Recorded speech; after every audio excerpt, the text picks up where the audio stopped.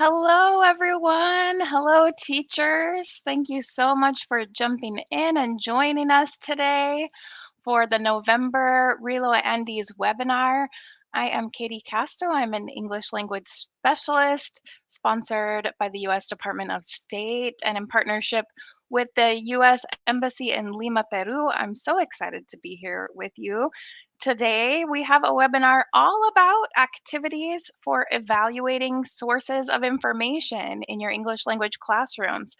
So I'm sharing with you some great activities today. I hope that you gain some ideas to take back to your classrooms. So thanks so much for being here. I'm so excited to share with you. These webinars happen on the third Thursday of each month, so make sure that you're following on Facebook. If you're here joining live, please jump into the chat box, the comments, and let me know where you're from, where you're joining from, who you are. Say hello. I am here in Seattle, Washington, in the United States. I know many of you join from all different corners of the globe, which means you're joining from different time zones, sometimes in the morning, in the afternoon. If you're in Lima, it should be 2 p.m. your time. So if you're joining live, feel free to jump into the comments and introduce yourself. Let us know that you're here. Whoop. Okay. So I'm curious to get us started in this webinar, where you get your information online. So this session will be all about evaluating sources of information. And in a world where much of our information is coming from online, I'm curious, where do you get your sources of information? Your news? Where do you look at pictures? Where do you read articles? Hello from Oregon. Hey, we're neighbors. So for me, I read a lot of news online. I don't get a physical newspaper anymore, so I like to read news online, usually from NPR or from CNN. I like to read the New York Times online. But I also am on social media, so I get information online in social media sometimes as well. People like to share all sorts of things on social media, depending on your platform. Maybe you're in Instagram or Facebook or Twitter or YouTube. So share with me in the comments, where do you get your information online? Do you get information from Facebook? Do you read a news source online? Do you share information through WhatsApp or another communication app like Snapchat or Messenger? Where do you get your information online? An interesting piece of this conversation about sources is how much bigger the internet gets when you speak more than one language, when you are multilingual. For many English learning students, when they learn English, the internet becomes an even bigger place because there are so many things that exist um, online in English. Oh, I see. Thank you, Carmen, for sharing BBC, CNN, Facebook, Twitter. Yeah, you're like me. You gather your information from a few different sources. How do you watch PBS NewsHour and listen to NPR a lot? Social media has a lot of info to filter out. Absolutely. That's what we're going to talk about today. Thanks for sharing. I really love NPR. I listen to a lot of NPR podcasts. Maybe that's a way that you get your information as well, through a podcast. The world of the internet online becomes much bigger when you speak multiple languages. So something that we can teach our students is how to filter out some of that information, find reliable sources. Oh, thank you for sharing Pinterest. Yeah, Pinterest is really helpful, not just for photos, but man, Pinterest has lots of ideas for all sorts of things. All sorts of things. When I was hoping to build a chicken coop in my house, I went to Pinterest to see all sorts of building plans. Like, man, it's amazing what's on Pinterest. Oh, I see. Maricela says social media, Google search, Pinterest, podcasts, more. Absolutely. Usually, since in the year 2022, we're all pretty connected individuals, we use different sources. We're not confined just to one source online. We use a variety of sources to get information online. So, perfecting our information evaluation skills is really important as individuals, as humans, as teachers, but we can share those skills with our students by teaching them how to evaluate sources. Thanks so much for sharing where you get your information. Let's jump into it with some activities. So if you joined the webinar last month in October, I talked all about the global community that we become a part of as multilingual people, multilingual teachers and students. And I had a note about checking information sources. You might remember I included this little graphic that says, "Don't trust every quote you read on the internet." And apparently, Abraham Lincoln said that quote according to this picture. But what we know is there's no way Abraham Lincoln, who lived many years before the internet, would have written a quote about the internet, right? This quote is not accurate and is not reliable. So it's important to check our information sources, especially when we exist online, because it helps us to take a moment and think before we share things. Thinking that pause before we share information online can help us to evaluate whether a source of information is true, could be misleading, could that source misleading to your reading? Is what you're sharing helpful? So, checking our information sources can give us some pause before we share. And also, as we're taking in information, we can also pause and think, is this true? Is what I'm reading misleading or is it helpful? So, I have some activities for us to explore together today, all about checking out our information sources. So, the very first activity is called CRAAP, or for short, CRAP. The directions for using the CRAP criteria is the criteria is an acronym. The CRAAP stands for different things for us to think about when we're evaluating a source. What can you determine about the source using the criteria, and what might be unknown? What might you not know about a source of information? So I use the CRAP criteria with my students when we're looking at sources of information and perhaps comparing two different sources on a similar topic. So for this example, I'm going to show two different sources of information about global climate change. And I'm going to add sources with CR. First, criteria. So this criteria is a tool for us to grow our critical thinking and evaluating skills. So it helps to evaluate sources to find out if those sources are reliable, current, accurate, evaluate those sources. So let's start with letter C. C stands for currency. Current as in when was published or posted? Is it something current, something that has been published or posted recently? Or is it a source from 10, 20, 30, 40 more years ago?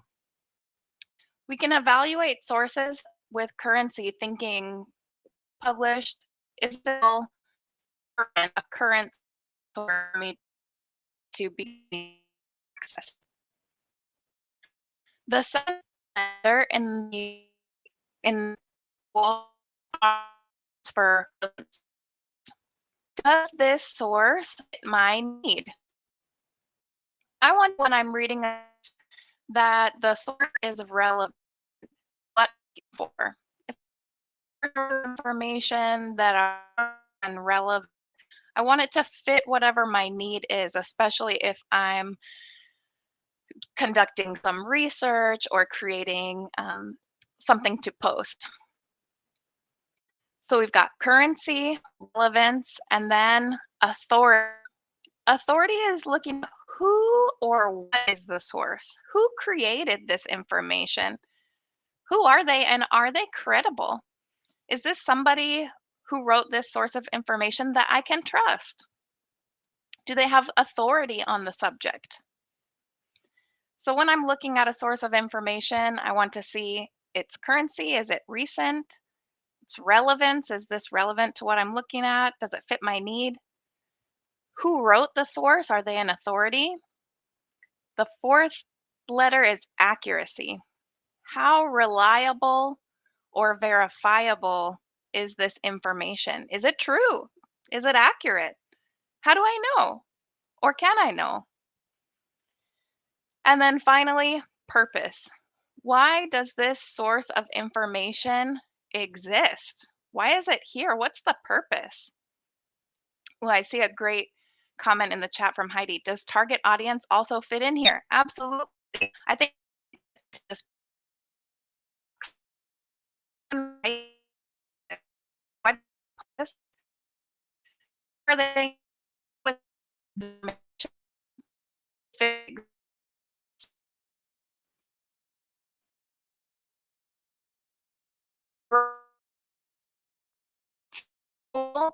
student then use it in any amount of source information. So as I said, I have sources today for us to quick look at. Kind of talk through we, um, how to use the structure to evaluate sources. This source like a so we could have an idea. This is a report all about special report from Intergovernmental on Climate Change, the IPCC, all about global warming and the global warming of 1.5 degrees Celsius. So it's about the CRAAP pieces to evaluate this. I'm going to talk through them with you. So C is currency. When was this published? When I looked into this source, this report was published 2018, which was about 4 years ago. To me, that's pretty current, knowing research takes many years usually together. So I would consider 2018 a reasonable currency for me. Is it relevant? Well, for me, if I'm looking for sources of information about global warming and research about it, then yeah, it's research related to my topic. I think it's relevant. Authority. What do I know about the IPCC? Well, I said the IPCC is the Intergovernmental Panel on Climate Change, and it's actually the United Nations body for assessing science related to climate change. So it's intergovernmental, meaning it's not from one country's government, and it's research centered, this body of assessment, assessing the research. So for me, the authority of this source is pretty high. It it might be biased in a few different ways, but having an intergovernmental approach is compelling to me. It's important to me because it shows that there's some cooperation again across many different people, many different researchers or scientists. Now, how about accuracy of this source? I did some digging to find out about this report, and it turns out that this publication was peer reviewed and it has citations and references to research methodology. So it follows a pretty high standard of research, um, for research publications. So I'm thinking it might be pretty accurate based on that peer reviewed status. And then finally, purpose. Let's evaluate the purpose of this source. I think this source exists to inform policymakers of the current global warming trends. It took research over many years, compiled it into a special report that was written in a way to compel policymakers. So, with that purpose in mind, I can take this source and use it for my purpose as well. When we're evaluating sources and sharing this evaluation criteria with students, the criteria does not have a perfect scale. I'm not looking for a source that's absolutely perfect in each of these areas. I don't really know if we could define what a perfect, reliable source looks like. But the point of evaluating the sources, like this one, is to have us thinking critically about the source, thinking critically about each of these aspects of the source. So now, in contrast to this source of the special report from the IPCC, I'm going to show you another source of information on the same topic. So here is the next source of information. This is a tweet. If you're on Twitter, you've seen tweets before. This is a tweet that is from this person named Patrick Moore. He's talking about heat spells and global warming here. So let's evaluate this source. Is it current? Well, this tweet was posted on July 21st of 2021. So it is really recent.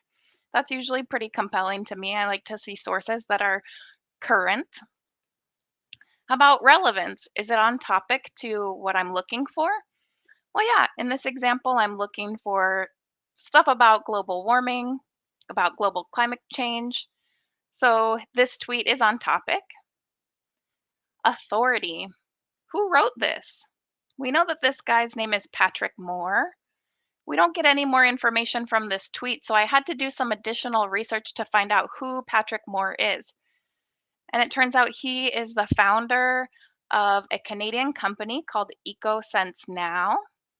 He's also been paid as a spokesman for some industries like mining and chemicals that are considered to be polluting industries. And to me, I think that might be a conflict of interest. That might motivate him to write some things about global climate change if he's being paid as a spokesman for some polluting industries. Accuracy.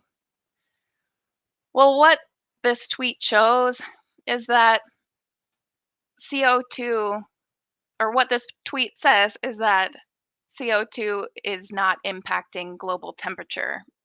But in fact, research does show, peer reviewed research from sources like the one we saw previously shows that CO2 does impact global temperature.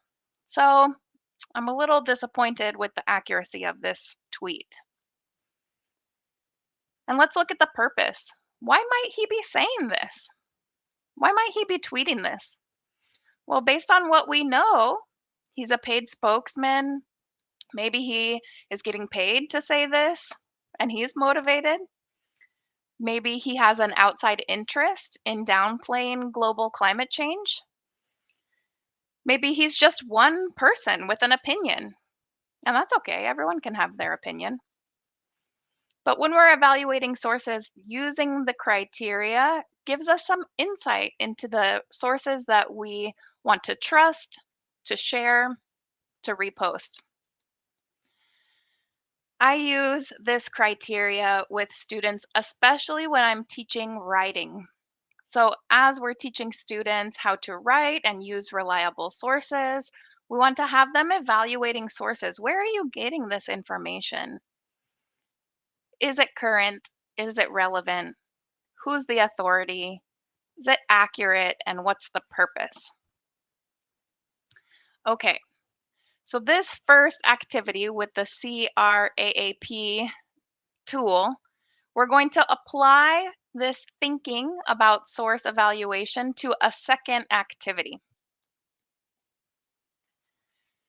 This second activity is called viral images. And maybe you're someone who's seen some of these viral images before. A viral image is an image that gets spread over social media very quickly, and it usually gets a lot of attention.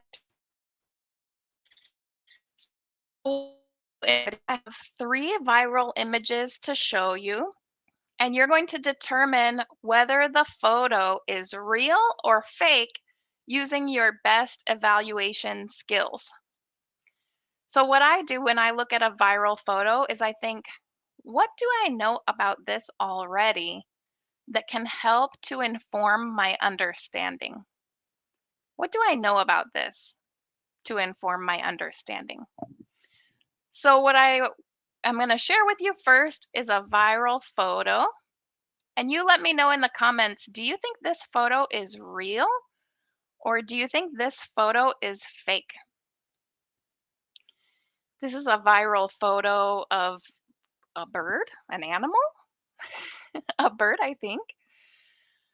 It gives us no context. I have no idea anything about this photo. I just saw that it went viral on Facebook. Many people were sharing the neat photo. But I'm curious, or did someone Photoshop this photo to make it fake? No. Just tell think photo.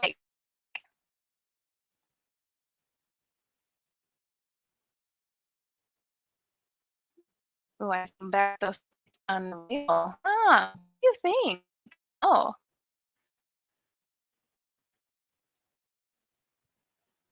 it seems like I'm thinking using my evaluation criteria, right? What do I know about this already that can help inform my understanding? How do I know that this is real or not real? I don't know. Ooh, God thinks that it's real, huh? What else? What the rest of you think? Do you think it's real or fake? Teacher David says it's fake. B. How can we know? Umberto's never seen anything like this. I've never seen an animal like this either.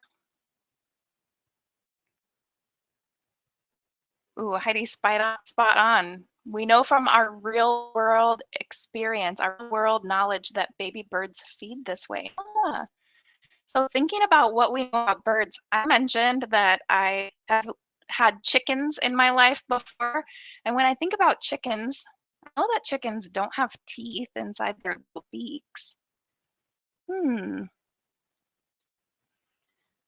We also do not know the total context or the source, right? I have no idea where in the world is this bird, right?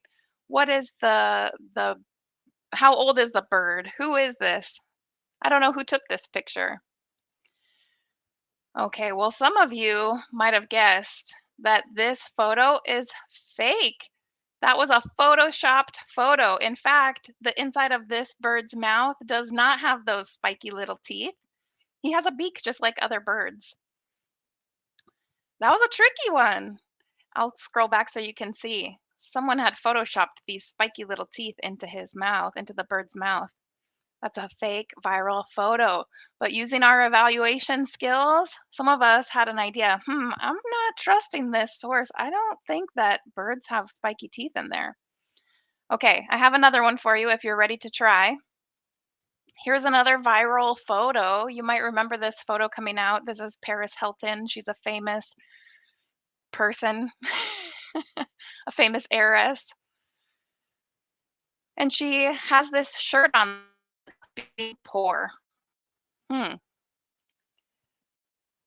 What do I know about this already that can help form my understanding? This this photo girl because very, very rich, and she was wearing this shirt. In the photo it says "Stop being." So it seemed like in something to say. What do you think? Is this photo real or is it fake? Fake means not real. Means that somebody has manipulated the photo, photoshopped it to make it not real, not accurate as it originally was.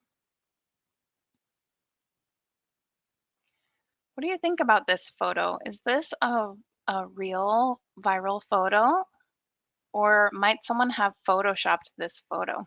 Maybe you remember when this photo went viral too, if you're around, if you're a millennial like me. What do you think? Do you think this photo is real? I see Maria says, "Oh, it's real." Maybe? It looks pretty real to me. I mean, I don't see anything that shows me that it's been manipulated. Hmm. But what do I know about this person?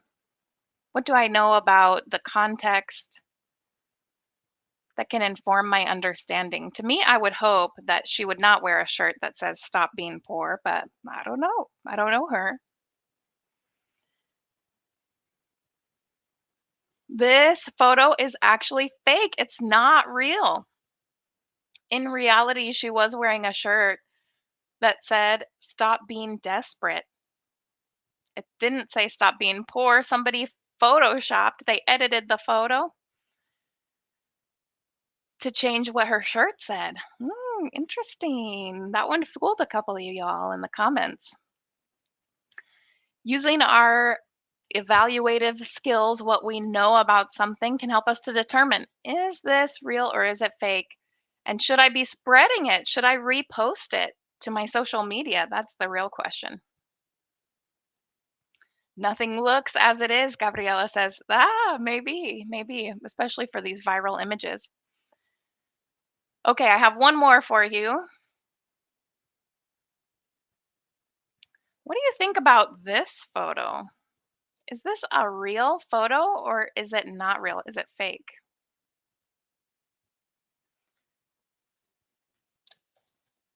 It seems like this cow is warming up on the roof of this black car. There's snow outside. It might be chilly for this cow to be walking around. So he's warming up on top of the car. What do you think? Is this a real photo? What do I know about this already that can help inform my understanding? Hmm. What do I know about this already? Maria thinks it's fake. For me, I'm looking at the context of the photo. Like, look at this background over here. It looks like maybe we're in a parking lot. It has snowed. There's apartment buildings maybe back here or businesses. Is this a place where a cow would just be hanging out? I don't know. That makes me a little curious. Like, I don't know about this. Heidi says that the motors are warm. Yeah, I would hope. Oh, if the car was turned on, the motor would be warm. The car heats up. But hooves are very slippery, Heidi says. Yeah, hooves are slippery. So how could that cow get up there? I don't know. What do you think? Real or fake? Real or fake?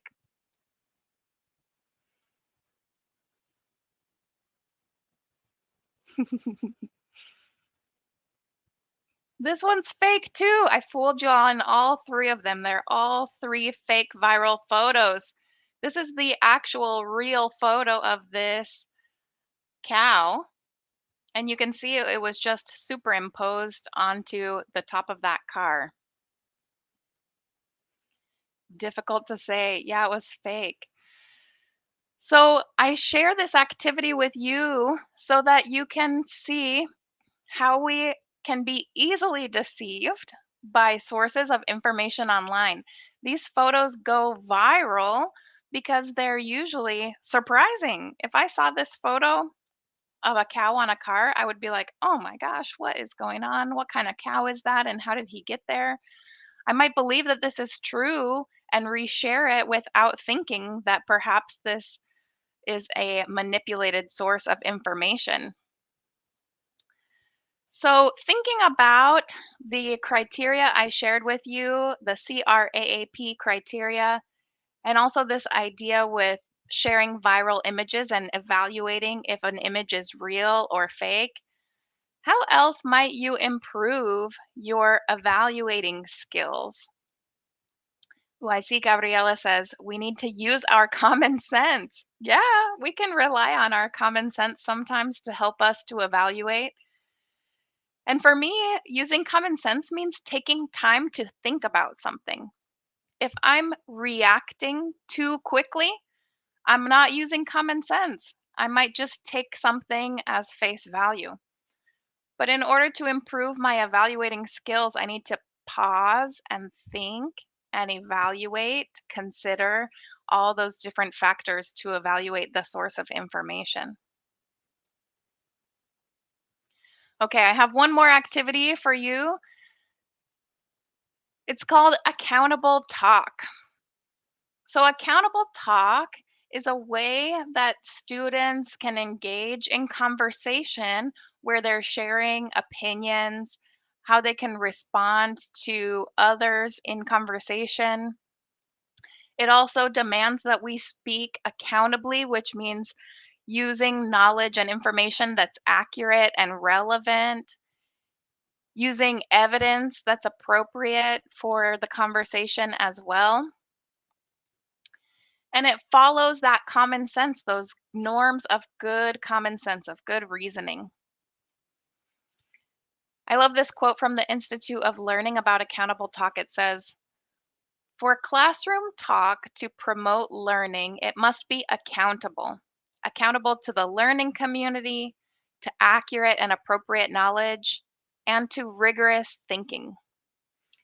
So, as we're facilitating conversations in our language classrooms among students, we can promote accountable talk through some sentence stems, some frames that help students to be accountable to the learning community, accountable to their thinking, and using accurate knowledge and information, evidence that's appropriate. So, here's how one way to use accountable talk in your classroom. I usually create a set of talk bubbles, or some people call them sentence stems.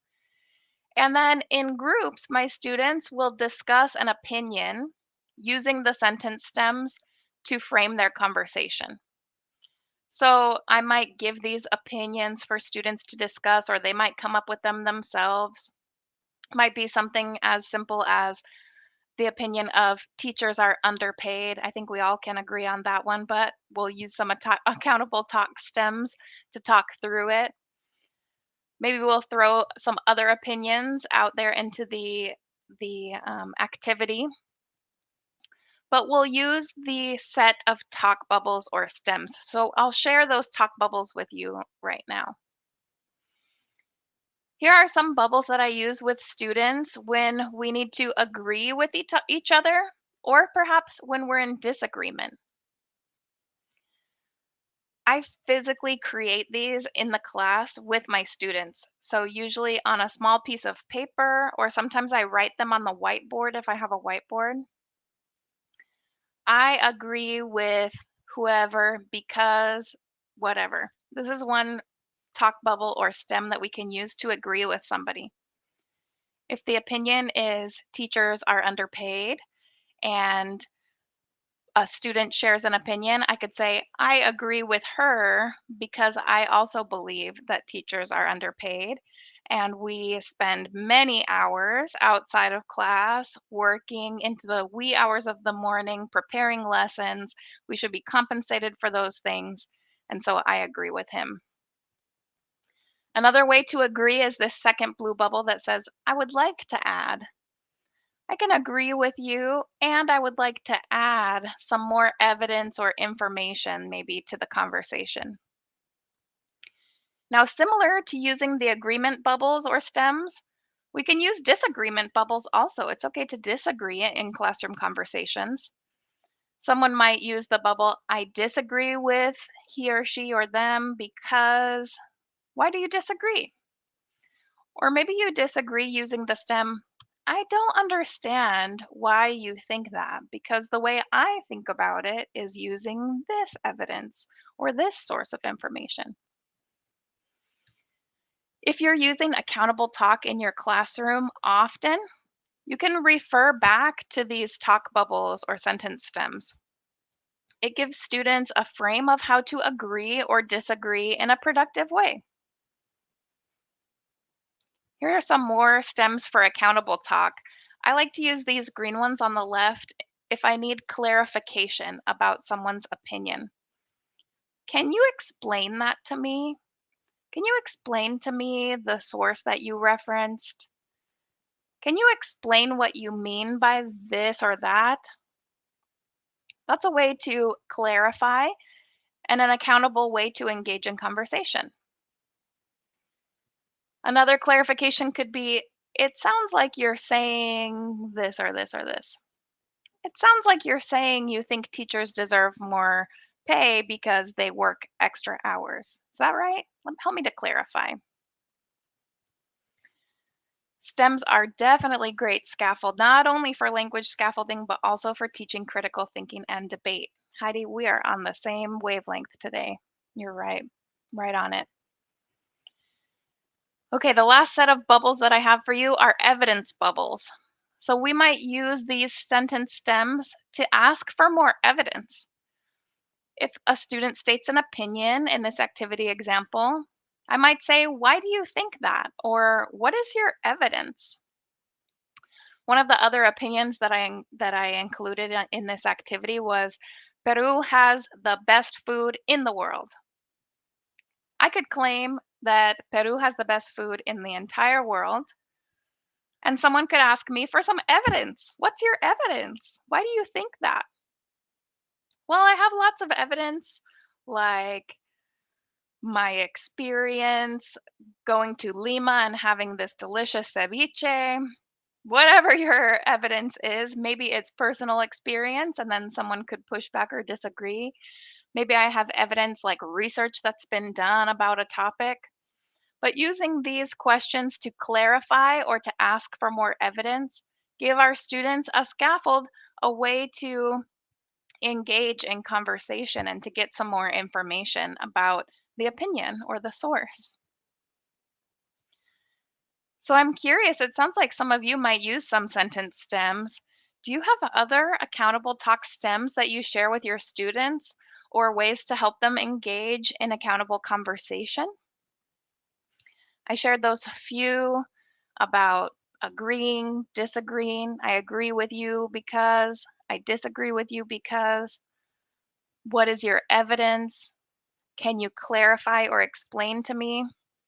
Share with us in the comments what other kind of scaffold, stems, talk bubbles, sentence stems might you use with students to help them engage in conversation like this, accountable conversation.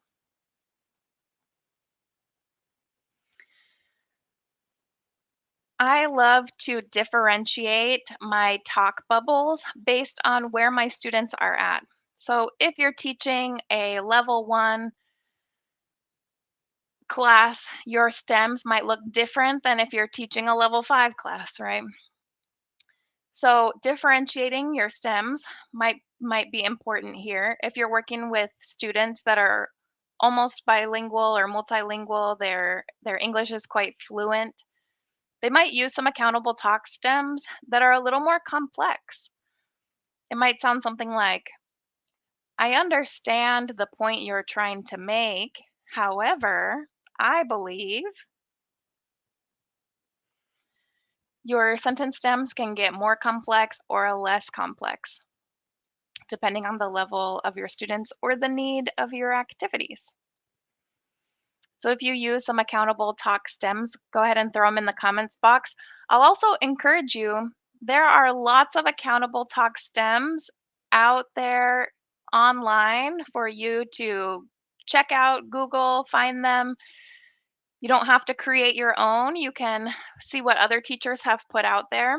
Evaluate the source that you find to make sure that it's an accountable talk stem that's relevant for your class.